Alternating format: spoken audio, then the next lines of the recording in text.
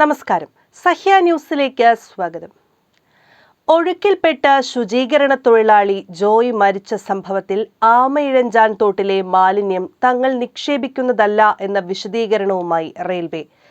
നഗരപരിധിയിലെ മാലിന്യമാണ് railway ഭൂമിയിലേക്ക് ഒഴുകിയെത്തുന്നത് എന്നാണ് DRM വിശദീകരിക്കുന്നത്. മാലിന്യ നീക്കത്തിന് സംയുക്ത പദ്ധതിയുമായി സർക്കാർ വന്നാൽ സഹകരിക്കാൻ തയ്യാറാണെന്നും റെയിൽവേ അറിയിച്ചു. ജോയ് മരിക്കാനിടയായത് റെയിൽവേയുടെ അനാസ്ഥ മൂലമാണെന്ന ആരോപണം ഉയർന്നിരുന്നു.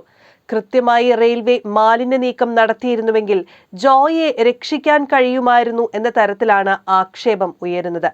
മുഖ്യമന്ത്രി വിളിച്ചു ചേർത്ത ഉന്നതതല യോഗത്തിലും മാലിന്യ നീക്കം സംബന്ധിച്ച റെയിൽവേയുടെ അനാസ്ഥ ചൂണ്ടിക്കാട്ടിയിരുന്നു. ഈ പശ്ചാത്തലത്തിലാണ് റെയിൽവേയുടെ വിശദീകരണം. ആമയിഴഞ്ചാൻ തോട്ടിന് 12 കിലോമീറ്റർ ദൂരമുണ്ട്. ഇതിൽ 117 മീറ്റർ ദൂരം മാത്രമാണ് റെയിൽവേയുടെ ഭൂമിയിലൂടെ കടന്നു പോകുന്നത്. മാലിന്യത്തിന്റെ പൂർണ്ണ ഉത്തരവാദിത്തം ഏറ്റെടുക്കാനാകില്ല. റെയിൽവേ സ്വന്തം നിലയിലോ റെയിൽവേ സ്റ്റേഷനിൽ വെച്ചോ തോട്ടിലേക്ക് മാലിന്യം എറിയുന്നില്ല. മാലിന്യം വലിച്ചെറിയുന്നത് തടയാൻ ക്യാമറകളും ഫെൻസിംഗും സ്ഥാപിച്ചിട്ടുണ്ട്. അതുകൊണ്ട് മാലിന്യം തോട്ടിലെറിയുന്നത് അത്ര എളുപ്പമല്ല.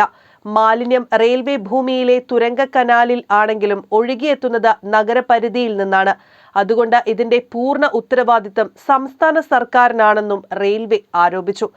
അതേസമയം റെയിൽവേ ഭൂമിയിലെ മാലിന്യം നീക്കം ചെയ്യാൻ റെയിൽവേ ആലോചിക്കുന്നുണ്ട്. അതിന് റെയിൽവേ നടപടികൾ സ്വീകരിക്കും. മാലിന്യ നീക്കത്തിന് സംസ്ഥാന സർക്കാർ സംയുക്ത പരിപാടി മുന്നോട്ട് വയ്ക്കുകയാണെങ്കിൽ സഹകരിക്കാൻ തയ്യാറാണ്. ജോയിയുടെ അപകടം എങ്ങനെ ഉണ്ടായി എന്ന് പഠിക്കാനായി ഉന്നത ഉദ്യോഗസ്ഥർ ഉൾപ്പെട്ട കമ്മിറ്റിക്ക് രൂപം നൽകിയിട്ടുണ്ട്.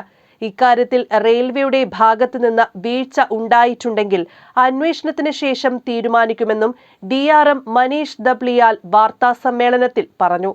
News desk, Sahya news.